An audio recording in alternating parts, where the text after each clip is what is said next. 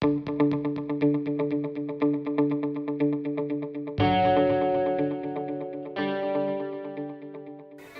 my role at Bank West is as a program manager in the Cyber Development Services team for DPG West, Digital Protection Group.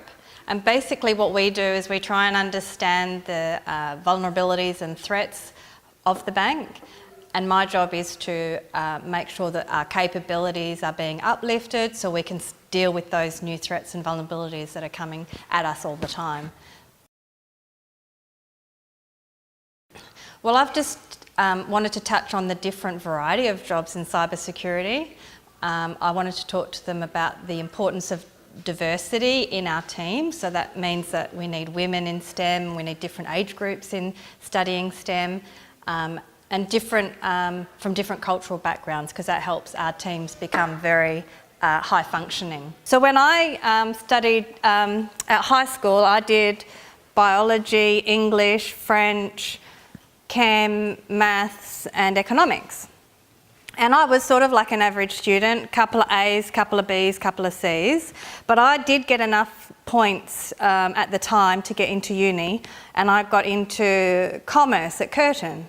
So do people know what cyber is? It's about keeping your data safe, keeping your systems secure. So really, when we talk about cyber, you can think about it in terms of the analogy is the same as physical security. I mean, you just have to take practical measures and practical steps to keep safe.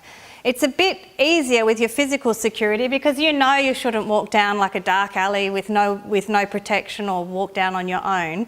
But it is similar with cyber security. We do have to put things in place like, you know, antiviruses. We need to make sure that only the right people have got access to people's personal information.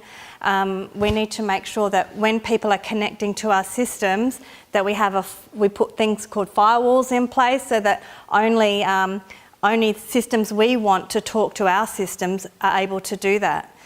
There's a lot of things that we do in cyber.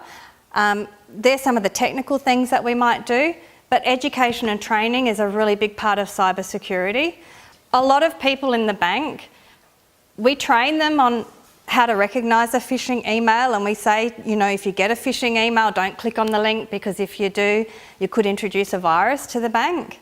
So that communication and that education to people has to be done really effectively for us to keep the bank safe. So you might just think it's only just technical, but cyber is multifaceted and multifunctional, so there's plenty of opportunity depending on what area interests you. We've also got threat management and forensics. So that's another sort of specialty area. The forensics is similar to forensic when you talk about, I think in medical terms, you're basically trying to isolate an incident and gather the evidence to find out to put a case together if you want to take someone to court for doing something that they shouldn't have done, some cyber crime.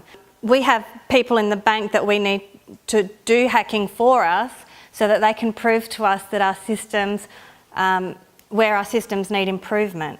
So we actually have hackers in the bank and we employ them to try and hack our systems, and when they do, they say, oh, right, Jasmine, you know, you want to introduce this system, but before you do, I've been able to hack it 3 times in these 3 different ways.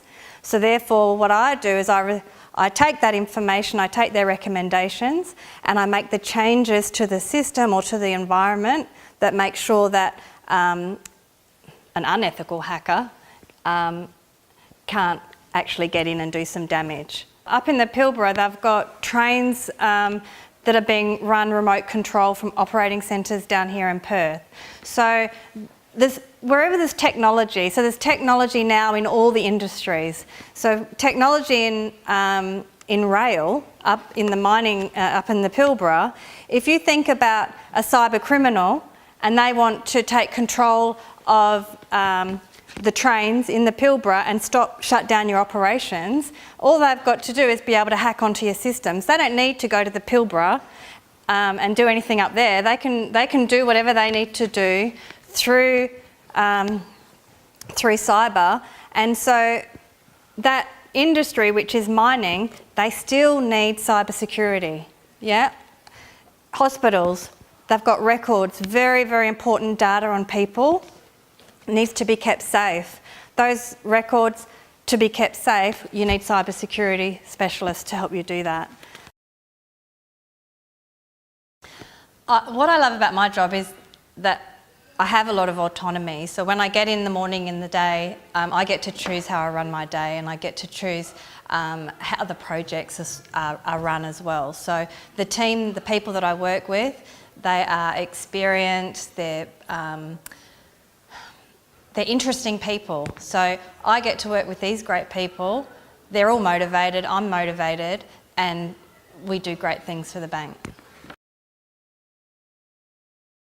So a lot of the interactions with our customers is through technology. And we have to keep that technology secure and safe, and we have to keep their information safe. So cyber, we need a good division in cyber, and we need people with STEM skills to come in and fill those roles. I would suggest, my pointers are that even if you don't feel like chemistry, maths are your top subjects, it doesn't necessarily mean that a job in STEM is not for you. Often you can be put off by your teachers, your parents, career guidance counsellors, especially women seem to be put off by careers in STEM and studying STEM. Really, if it's something that just sparks a bit of an interest, that's enough really to get you the motivation to study it more and to try and get some sort of STEM role or STEM study at university, or STEM role in a bank, in an engineering company. So don't be put off by stereotypes, and don't be put off if you fail the first time. Definitely try again, because STEM is a great industry and a growing industry.